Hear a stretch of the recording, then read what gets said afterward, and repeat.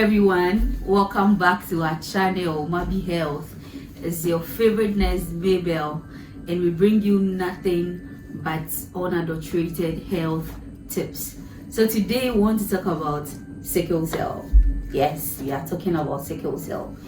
Everything you have to know about sickle cell we want to share with you. So join me as we talk about sickle cell. Today's video is going to be in two phases. So we'll do the first part today, and then we'll talk about the second part in our next video. So stay glued to your seats. Please subscribe if you haven't. Like, hit the notification button, and share. And to our old subscribers, thank you all. Your girl is really thankful. Our new subscribers, please and please and please and please again, do subscribe and support your girl, support your favorite nurse. Thank you all. So we want to zoom into today's topic, which I mentioned earlier, sickle cell. So when we talk about sickle cell, what comes into mind? Yes, sickle cell has to do with your red blood cells. So we have a normal healthy red blood cell which becomes sickled. So when we talk about sickle cell, what comes to mind? Sickle cell is basically the misshapen red blood cell. Yes, your red blood cell, which is originally biconcave, a disc shape, becomes misshapen, becomes sickled or crescent. Yes, so that is basically sickle cell. The normal, which is biconcave, becomes sickled. Yes, so sickle cell is a group of disorders that affects the red blood cell, which causes it to become misshaped and breaks down. So knowing that about sickle cell, let's talk about a healthy red blood cell. So a healthy red blood cell is in a biconcave form. The shape is biconcave or a disc form, and it lives from 90 to 120 days. That's the lifespan of a healthy red blood cell.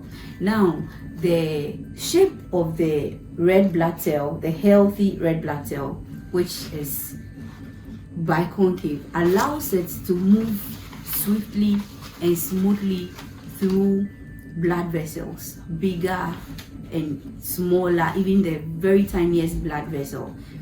The shape allows it to move.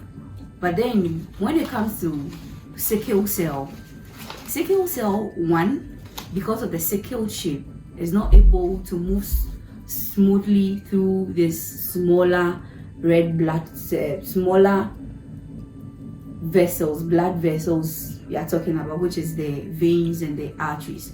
So when the sickle shaped red blood cells are moving through the blood vessels, which are the veins and the arteries, because they are sickle shaped, they interlock each other like this. So they are not able to move smoothly through these blood vessels.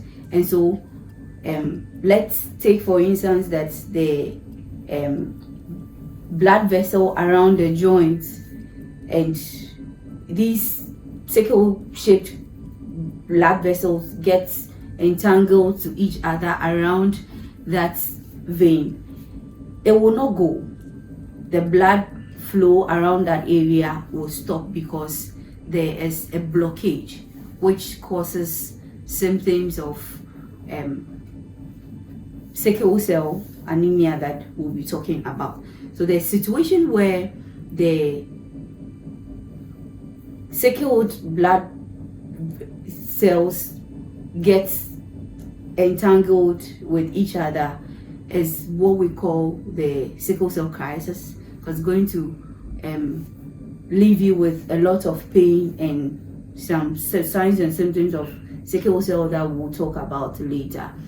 And another thing about sickle cell disease is also that because these shapes are crescent, they don't live up to the lifespan of a healthy one, which is 90 to 120. They tend to live between 10 to 20 days. So after 10 to 20 days, they die off, leaving a very little amount of red blood cells in there, which is also the reason for sickle cell anemia. So we mentioned two things, which is the sickle cell anemia and sickle cell crisis. Sickle cell anemia because the crescent blood vessels, which is the sickle cells, do not live up to between 90 to 120 like the healthy red blood cell does. And the second one, which is crisis, is when they interlock each other, causing pain to the individual. Yes, one will ask what causes sickle cell anemia or sickle cell disease. Sickle cell disease is a congenital disease. When we talk about congenital, when we mention congenital, we simply want to say that it's from birth. So anytime you hear a congenital disease, it means that that disease was from birth. And sickle cell disease happens to be a congenital disease, which means that it's being birthed with. So the main cause of sickle cell disease is hereditary. You inherit these genes. It's a gene that is being inherited from parents. Quickly, let's talk about these genes that brings about this sickle cell disease we are talking about. That is the more reason why you are supposed to know your genotype and your partner's genotype as well. So this brings us back to the counseling room. Yes. So you realize that when couples are going to get married, they are usually advised to run some blood tests so that the pastor could use that to confirm whether he's going to bless the marriage or otherwise. Yeah. So one of the main reasons is to avoid this sickle cell disease we are talking about. You realize that when the couples run these blood tests, they bring it back to the counselor or their pastor, and it's like, oh, your genotype is okay, both genotypes is okay, so we can go ahead and marry. Let's say that my genotype is AC and my husband's genotype is AS. It is a no-no. Yeah, it is a no-no. Some people will not understand, but at the long run, you get to know that if you stand your grounds and you break that relationship with your partner, it will go a very long way to save both of you your time, your money, and save you from a whole lot of stress. Let's take AC, like myself, as I mentioned earlier, and let's say my husband is also AS. So I will, so I release A, the gene A, my husband releases S. It means that one of our offspring is going to be AS. Okay, so I release its crosses. So A, C, AS. I release my A, my husband releases his A. One of our kids is going to be AA. I release my C, my husband releases his S. Another kid is also going to be SC. I release my A again, my husband releases his S. Another kid is going to be AS. I release my A, my husband releases his. I release my C, my husband releases his S. It means that another kid is also going to be SC. Yes. This pattern does not follow, like, because I released A, my husband also released A, our first child is going to be A. It's not like that. It could be that it crosses. I can release any of the genes, my husband can release any of that, and then the two is going to come together and our child is going to pick that. So let's say I release my C, my husband releases his S. It means that that child is going to be sickle celled. I hope you understand this little thing you've done. It means that that child is going to be sickle cell. And the child is going to be subjected to all these things we are talking about. So that is the major cause of the sickle cell. And so, hey, couples, lovebirds, please, before you fall too much in love with each other, get to know your genotypes. It's really important. All right, so let's go back to our sickle cell talk. So let's talk about the symptoms of sickle cell. There's anemia, as we mentioned earlier when we were establishing our basis for the sickle cell definition. Anemia is basically low levels of your hemoglobin. Yeah, so the patient becomes anemic, and you know some signs of anemia to be dizziness, patient becomes pale, patient begins to lose appetite, sudden collapse, you know, all those things. Your child will start exhibiting the symptoms, and then you go to the hospital, HB is done, and then you realize that your child has anemia. You talk about episode of periodic pains, which is very severe and excruciating. You realize that the child who is sickle cell begins to mourn in pain, cry, like nothing alleviates the pain. You will try everything possible in this world, and the pain is still there until you take the child to the hospital and the doctors and nurses take over from there. Even at that, the pain lasts for several hours, even sometimes several days before it subsides. Yeah. We talk about swelling of the hands and of the feet. There is also delayed growth or puberty. You realize that these children becomes stunted. They don't grow. Omuye inkatankatsana chengalenge bi some style bi ase. Omunye kesi. So ombe dear as media anini na chale. They are not putting on any weight, and it looks like they are not growing. Sickle cell can cause that as well. Yeah. They have vision problems. Have you realized that most children who are sickle cell wear glasses? Yes, it's one of the symptoms of sickle cell.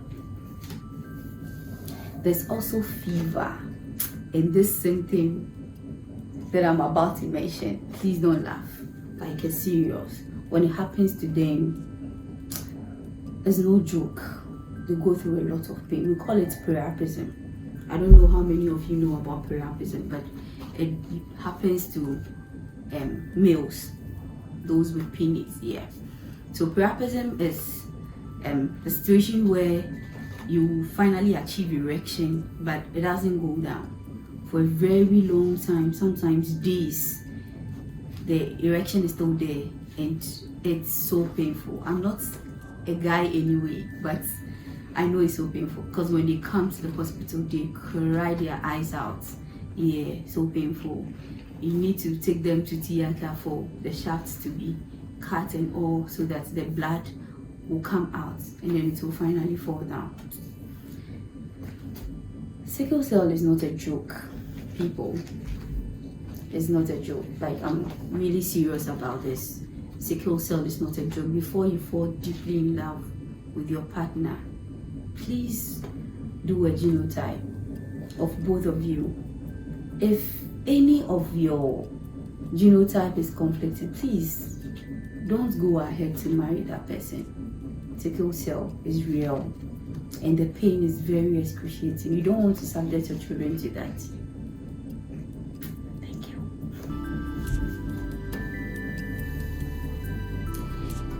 Let's talk about the type of sickle cell. We have hemoglobin SS, hemoglobin SC, hemoglobin S beta thalassemia, and of these is the hemoglobin SS that is very common and very severe. Though sickle cell is congenital, there's this fetal hemoglobin that protects the children from getting these signs and symptoms from birth up till the 4th to 5th month. So from 4th to 5th month, the children will start exhibiting these symptoms of sickle cell disease that we are talking about. It doesn't mean that babies do not get sickle cell or sickle, because we say sickle cell is congenital, the babies should necessarily begin to show signs and symptoms of sickle cell disease at birth. The fetal hemoglobin is protecting them, and so they will not show any of these signs and symptoms until they get to the 4th or the 5th month of their lives. Yes. People with sickle cell disease can survive for a very long time. Yes, I've seen a mother who is sickle cell celebrating her 54th, 55th birthday, and I was marveled. She took care of herself. And so please, if you experience any of these symptoms that we've mentioned, please don't stay at home and treat it at home.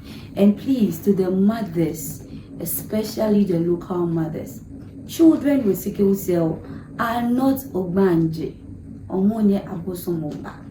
It is not a disease from the gods. Please, we are evolving. Now we know what sickle cell is. If your child has sickle cell, bring that child closer to you. That is when, if the child is going through any of these episodes, he or she will open up, tell you. You take the child to the hospital as quickly as possible so that you do not lose your baby at an early age. I mentioned earlier that this video is going to be in 2 parts. I'd like to give you the tips for today and end our session here. Continue the part 2 later. So the things that you need to avoid as a sickle cell patient so that you don't subject yourself to all of these symptoms we spoke about. The number 1 is to avoid extraneous exercise. We are not saying that you shouldn't exercise. Actually, exercise is one of the things that you can engage yourself in to relieve your symptoms, but it shouldn't be to the extreme. Strenuous exercises where you cannot breathe is not allowed. It's going to trigger your symptoms, okay? So avoid these things. If you take in alcohol, please avoid alcohol. Avoid it. Stop taking it. If you think that you've gotten to the stage where when you stop, you start getting withdrawal symptoms, you can stop bit by bit. If you take a whole glass in a day, you can start taking quarter, and by so doing, you'll be able to stop it completely. If you smoke too, please, if you smoke too, put a stop to it. Alcohol will make you very dehydrated, and with sickle cell, you cannot afford to be dehydrated. You have to always hydrate yourself. Alcohol is going to drain all that from you, so it is not your friend. Smoking will also trigger lung conditions, so please avoid it. Early diagnosis and treatment is the best. If you have any of the symptoms we've mentioned earlier and you know that you've not done your genotype, you've not done your blood works, so you don't even know your blood group and your genotype and your resource, please visit a nearby hospital. Let's do a blood work on you so that if you are sickle cell indeed, we'll start early treatment. Please, if you have any questions, don't forget to leave it in the comment section, and we'll be here on your screens to answer every question. On this note, we'll say bye-bye and see you next time.